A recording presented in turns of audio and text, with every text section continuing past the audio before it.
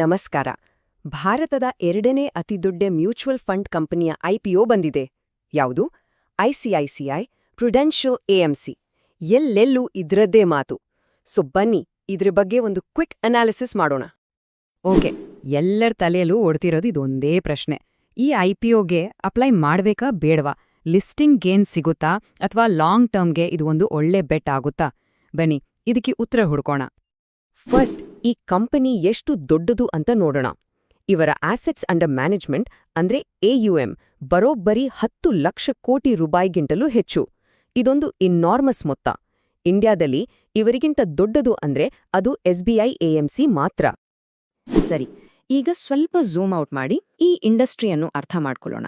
ನೋಡಿ, mutual fund business ಅಂದ್ರೇನೆ ಇದೊಂದು ನಂಬಿಕೆಯ ಬಿಸ್ನೆಸ್. ಯಾಕೆ ಈ ಆಸೆಟ್ ಮ್ಯಾನೇಜ್ಮೆಂಟ್ ಕಂಪನಿ ಅಂದ್ರೆ ಎಎಂಸಿ ಬಿಸ್ನೆಸ್ ಮಾಡೆಲ್ ಇಷ್ಟು ಪವರ್ಫುಲ್ ಆಗಿದೆ ಅಂತ ನೋಡೋಣ. ಆಸೆಟ್ ಮ್ಯಾನೇಜ್ಮೆಂಟ್ ಬಿಸ್ನೆಸ್ನ ಒಂದು ಸ್ಪೆಷಾಲಿಟಿ ಏನು ಗೊತ್ತಾ? ಇದು ಇನ್ಕ್ರೆಡಿಬಲಿ ಪ್ರಾಫಿಟಬಲ್. ಅಂದ್ರೆ ಇಲ್ಲಿ ಗಳಿಸೋ ಪ್ರತಿ 100 ರೂಪಾಯಲ್ಲಿ 50 ರೂಪಾಯಿಗಿಂತ ಹೆಚ್ಚು ಪ್ಯೂರ್ ಪ್ರಾಫಿಟ್ ಆಗಿರುತ್ತೆ. ಇದು ಅನ್ಬಿಲೀವಬಲಿ ಹೈ ಮಾರ್ಜಿನ್ ಬಿಸ್ನೆಸ್ ಅಂತಾನೆ ಹೇಳಬಹುದು. ಹಾಗಿದ್ರೆ ಈ ಬಿಸ್ನೆಸ್ನಲ್ಲಿ ಯಾರು ಡಾಮಿನೇಟ್ ಮಾಡ್ತಾರೆ? ನೀವು ಗಮನಿಸಿ, ಇಂಡಿಯಾದ ಟಾಪ್ 5 ಎಎಂಸಿಗಳಲ್ಲಿ 4 ಬ್ಯಾಂಕ್ ಬ್ಯಾಕ್ಡ್ ಎಎಂಸಿಗಳು ಅಂದ್ರೆ ಎಸ್ಬಿಐ, ಐಸಿಐಸಿಐ, ಎಚ್ಡಿಎಫ್ಸಿ, ಕೋಟಾಕ್. ಯಾಕಂದ್ರೆ ಜನರು ತಮ್ಮ ಹಣವನ್ನ ನಂಬಿಕೆ ಇರೋ ಬ್ರ್ಯಾಂಡ್ಗಳಿಗೆ ಕೊಡೋಕಿಷ್ಟಪಡ್ತಾರೆ ಮತ್ತು ಬ್ಯಾಂಕ್ಸ್ ಆ ಟ್ರಸ್ಟನ್ನ ಈಗಾಗಲೇ ಎಸ್ಟಾಬ್ಲಿಷ್ ಮಾಡ್ಬಿಟ್ಟಿವೆ. ಸರಿ, ಈಗ ವಾಪಸ್ ಐಸಿಐಸಿಐ ಪ್ರುಡೆನ್ಷಿಯಲ್ ಎಎಂಸಿ ಮೇಲೆ ಫೋಕಸ್ ಮಾಡೋಣ. ಈ ಕಂಪನಿಯನ್ನ ಇಷ್ಟು ಸ್ಟ್ರಾಂಗ್ ಪ್ಲೇಯರ್ ಆಗಿ ಮಾಡಿರೋ ಅಂಶಗಳು ಯಾವುವು ಮತ್ತು ಅವರ ಫಿನಾನ್ಷಿಯಲ್ಸ್ ಹೇಗಿದೆ ಅಂತ ನೋಡೋಣ ಬನ್ನಿ. ಐಸಿಐಸಿಐ ಸೀಕ್ರೆಟ್ ವೆಪನ್ ಏನು ಗೊತ್ತಾ? ಅದು ಅವರ ಐಸಿಐಸಿಐ ಬ್ಯಾಂಕ್ ನೆಟ್ವರ್ಕ್. ಐಸಿಐಸಿ ಬ್ಯಾಂಕ್ನ ಬ್ರ್ಯಾಂಡ್ ನೇಮ್ ಇವರಿಗೆ ದೊಡ್ಡ ಅಡ್ವಾಂಟೇಜ್.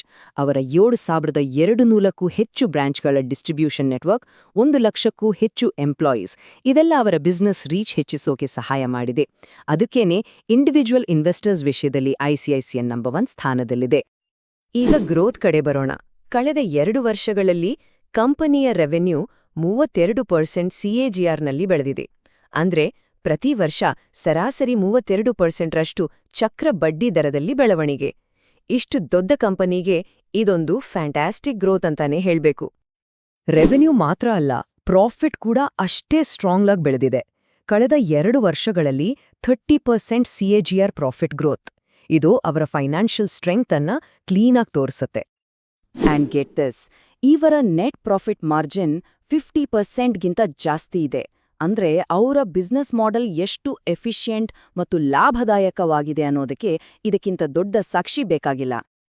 ಓಕೆ, ಈಗ ಐಪಿಒದ ಡೀಟೇಲ್ಸ್ ಕಡೆ ಬರೋಣ. ಇದರ ಸ್ಟ್ರಕ್ಚರ್ ಹೇಗಿದೆ, ವ್ಯಾಲ್ಯೂಯೇಷನ್ ಹೇಗಿದೆ ಅಂತ ಡಿಕನ್ಸ್ಟ್ರಕ್ಟ್ ಮಾಡೋಣ. ಇಲ್ಲಿ ಒಂದು ಮುಖ್ಯವಾದ ಪಾಯಿಂಟ್ ಏನಂದ್ರೆ, ಇದೊಂದು ಆಫರ್ ಫಾರ್ ಸೇಲ್ ಅಂದ್ರೆ OFS. ಇದರರ್ಥ ಎಕ್ಸಿಸ್ಟಿಂಗ್ ಶೇರ್ ಹೋಲ್ಡರ್ ಪ್ರುಡೆನ್ಷಿಯಲ್ ತಮ್ಮ ಸ್ಟೇಕ್ ಅನ್ನ ಮಾರಾಟ ಮಾಡ್ತಿದ್ದಾರೆ. ಸೊ ಈ ಐಪಿಒದಿಂದ ಬರೋ ಹಣ ಕಂಪನಿಗೆ ಹೋಗುದಿಲ್ಲ. ಆದ್ರೆ ಈ ರೀತಿ ಕ್ಯಾಶ್ ರಿಚ್ ಬಿಸ್ನೆಸ್ಗೆ ಹೊಸ ಕ್ಯಾಪಿಟಲ್ನ ಅವಶ್ಯಕತೆ ಕೂಡ ಅಷ್ಟೇನೂ ಇರೋದಿಲ್ಲ. ಐಪಿಒದ ಪ್ರಮುಖ ವಿವರಗಳು ಇಲ್ಲಿವೆ. ಐಪಿಒ ಡಿಸೆಂಬರ್ 12ರಿಂದ 16ರವರೆಗೆ ಓಪನ್ ಇರುತ್ತೆ. ಪ್ರೈಸ್ ಬ್ಯಾಂಡ್ 2,061 ರೂಪಾಯಿಯಿಂದ 2,165 ರೂಪಾಯಿ ಇದೆ. ಒಂದು ಲಾಟ್ನಲ್ಲಿ 6 ಶೇರ್ಸ್ ಇರುತ್ತೆ. ಅಂದ್ರೆ ಮಿನಿಮಮ್ ಇನ್ವೆಸ್ಟ್ಮೆಂಟ್ ಸುಮಾರು 12,099 ರೂಪಾಯಿ ಆಗುತ್ತೆ. ಸರಿ, ವ್ಯಾಲ್ಯೂಯೇಷನ್ ವಿಷಯಕ್ಕೆ ಬರೋಣ. ಐಸಿಐಸಿಐ ಎಎಂಸಿ ಐಪಿಒ ಬರ್ತಿರೋದು 33ರ PE ರೇಷಿಯೋನಲ್ಲಿ. ಇದನ್ನ ಬೇರೆಯವರಿಗೆ ಹೋಲಿಸಿದ್ರೆ ಎಚ್ಡಿಎಫ್ಸಿ ಎಎಂಸಿ 45 ಮತ್ತು ನಿಪ್ಪಾನ್ ಎಎಂಸಿ 41ರ PE-ನಲ್ಲಿದೆ. ಯುಟಿಐ ಎಎಂಸಿ 22ರಲ್ಲಿದೆ, ಆದ್ರೆ ಅವರ ಗ್ರೋತ್ ಕೂಡ ಸ್ವಲ್ಪ ಕಡಿಮೆ ಇದೆ. ಸೊ ಐಸಿಐಸಿಯ ವ್ಯಾಲ್ಯೂಯೇಷನ್ ಒಂದ್ ರೀತಿ ಮಿಡಲ್ ಗ್ರೌಂಡ್ನಲ್ಲಿದೆ. ಹಾಗಾದ್ರೆ ವ್ಯಾಲ್ಯೂಯೇಷನ್ ವರ್ಡಿಕ್ಟ್ ಏನು? ಸಿಂಪಲ್ ಆಗಿ ಹೇಳೋದಾದ್ರೆ ಇದು ಫೇರ್ಲಿ ಪ್ರೈಸ್ಡ್ ಆಗಿದೆ. ಅಂದ್ರೆ ತುಂಬಾ ಚೀಪ್ ಅಂತಾನೋ ಹೇಳೋಕ್ಕಾಗಲ್ಲ, ತುಂಬಾ ಎಕ್ಸ್ಪೆನ್ಸಿವ್ ಅಂತಾನೋ ಇಲ್ಲ.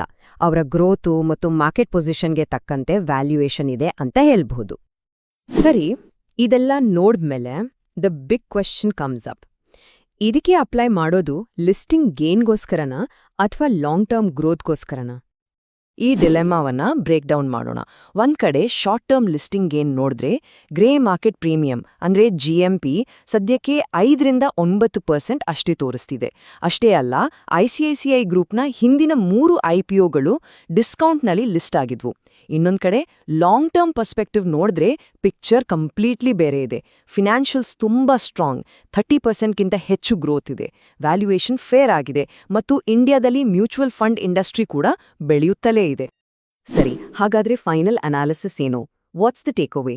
ಇಷ್ಟೆಲ್ಲ ಇನ್ಫಾರ್ಮೇಷನ್ ಅನ್ನು ಒಟ್ಟಿಗೆ ಸೇರಿಸಿದಾಗ ನಮ್ಗೆ ಏನ್ ಅರ್ಥ ಆಗುತ್ತೆ?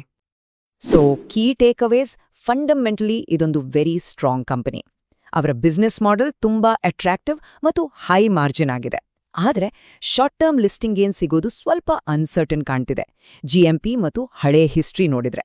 ಬಟ್ ಲಾಂಗ್ ಟರ್ಮ್ ಸ್ಟೋರಿ ನೋಡಿದ್ರೆ ಕಂಪನಿಯ ಗ್ರೋತ್ ಮತ್ತು ವ್ಯಾಲ್ಯೂಯೇಷನ್ ಮೂಲಕ ಇದು ರಿಯಲಿ ಪ್ರಾಮಿಸಿಂಗ್ ಆಗಿ ಕಾಣಿಸುತ್ತೆ. ಕೊನೆಗೆ ದ ಚಾಯ್ಸ್ ಇಸ್ ಯೋರ್ಸ್. ನಿಮ್ಮ ಇನ್ವೆಸ್ಟ್ಮೆಂಟ್ ಫಿಲಾಸಫಿ ಏನು? ನಿಮಗೆ ಬೇಕಿರೋದು ಕ್ವಿಕ್ ಶಾರ್ಟ್ ಟರ್ಮ್ ಲಾಭವೋ ಅಥವಾ ಸ್ಟಡಿ ಲಾಂಗ್ ಟರ್ಮ್ ಬೆಳವಣಿಗೆಯೋ?